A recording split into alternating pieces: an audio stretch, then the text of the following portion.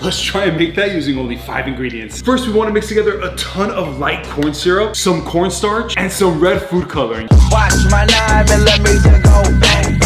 Wa-da-da-dang, wa-da-da-da-dang. Watch my 9mm go bang.